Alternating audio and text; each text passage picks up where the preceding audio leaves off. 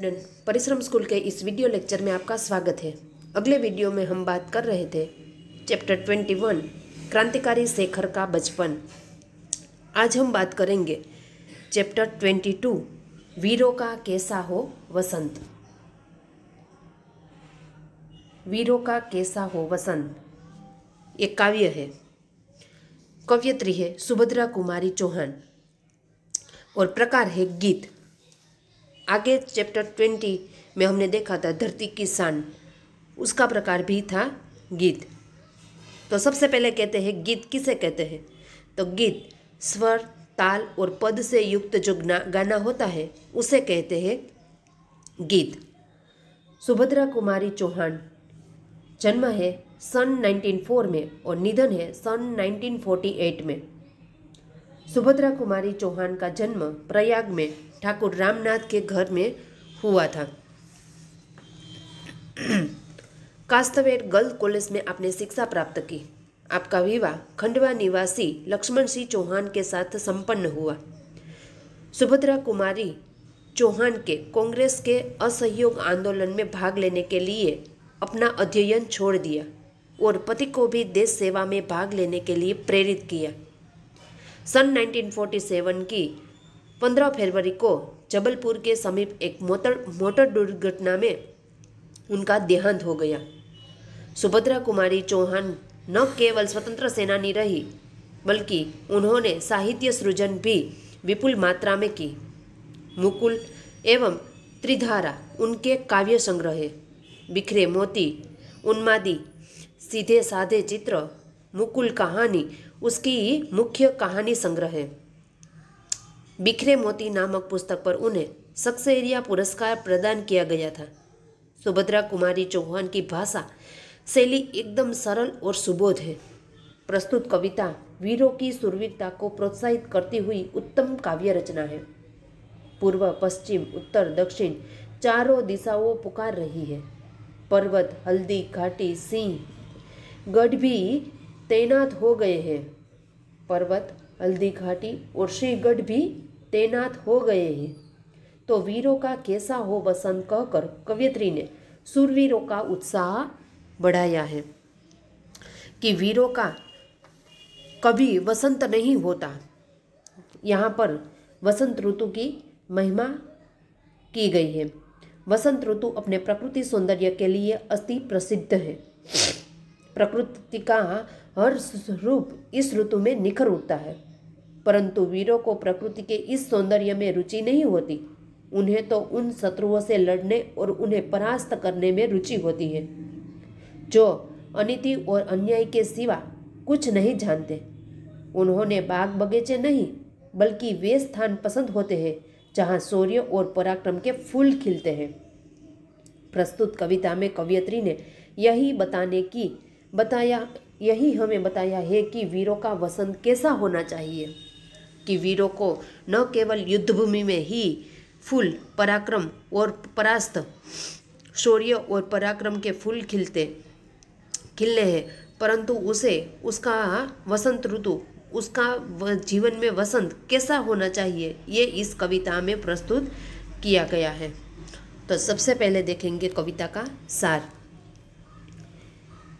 इस कविता का हिमालय पर्वत, गरजता हुआ सागर, पूर्व पश्चिम आदि सब दिशाएं एक ही प्रश्न पूछ रही है कि वीरों का वसंत कैसा होना चाहिए।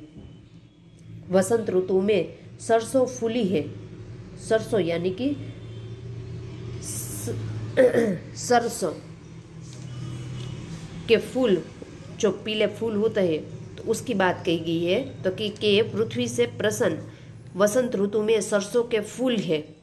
वो कामदेव भी अपनी मदिरा लेकर आ पहुँचे हैं। पृथ्वी भी प्रसन्न है, किंतु वीर पुरुष को इसमें रुचि नहीं है।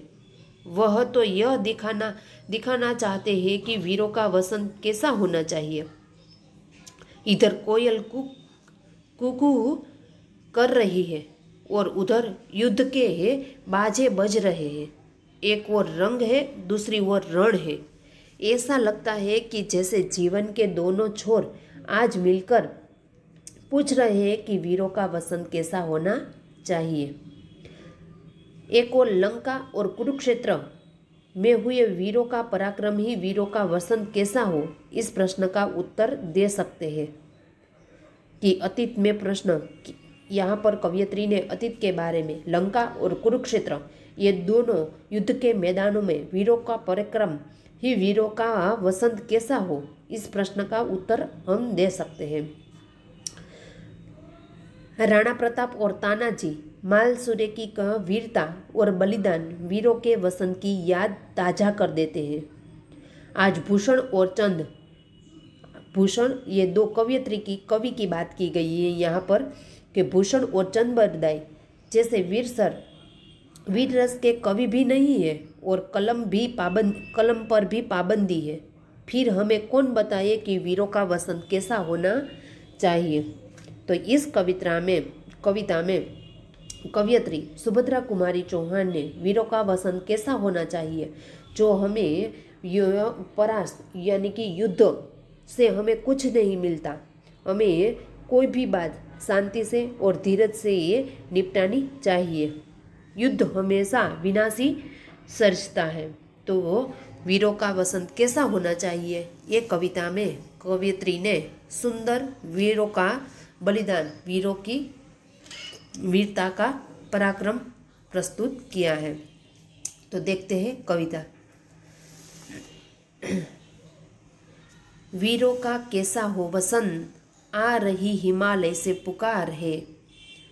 उधती गरजता बार बार, प्राची पश्चिम भूनभ उपार। सब पूछ रहे हैं दिग दिगंत, वीरों का कैसा हो वसंत।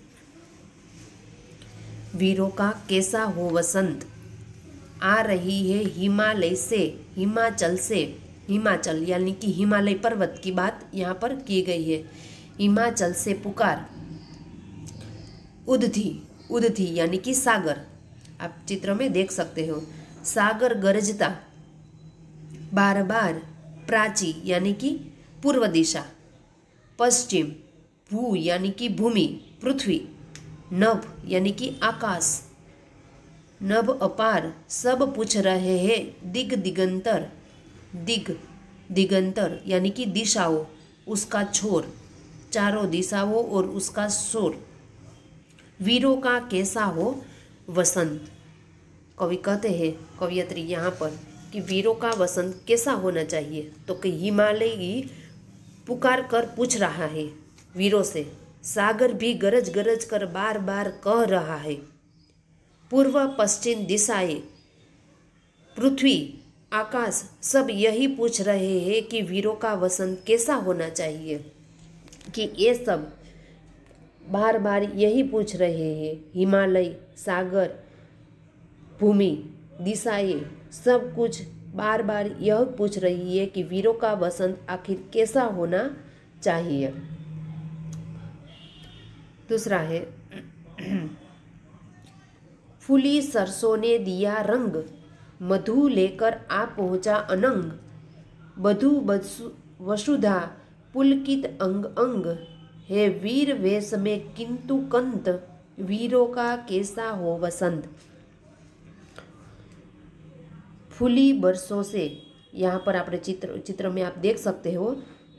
फूली सरसों के, जो हम गुजराती में उसे कहते हैं राय, तो क्या फूली सरसों जो यहाँ पर धरती है वो फैली हुई है पीले फूल से।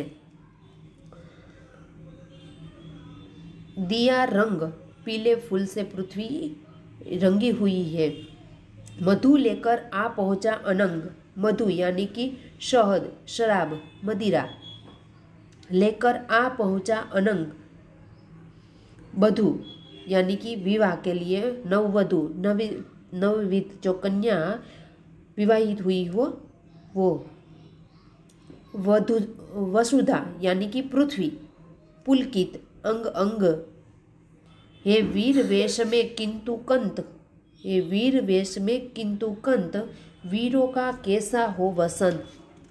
कवित्री कहती है कि वीरों के सरसों के फूल आ गए हैं। वसंत ऋतु में खिलते ही सरसों के फूल आ गए हैं उनसे वातावरण को पीला रंग मिल गया है। कि वसंत ऋतु हुई आते ही सरसों में फूल आ गई है, जानो धरती ने ही उसके वातावरण में नए पीले रंग मिल गए हो। कामदेव अपनी मदिरा यानी कि शराब लेकर आ पहुंचा है। पृथ्वी भी वधु जैसी सजकर, यानी कि पृथ्वी भी अभी नववधु की तरह, जो अभी अभी विवाहित कन्या हो और नववधु हो, ऐसी जैसी सजकर प्रसन्न हो रही है। परंतु वीर पुरुष को इसमें दिलचस्पी नहीं है। वह वीर वेश धारण कर यह बताना चाहता है कि वसंत कैसा होना चाहिए। कि ये सब के बावजूद कि सरसों के वसंत ऋतु आते ही धरती में मानो नीली चादर ओढ़ ली हो।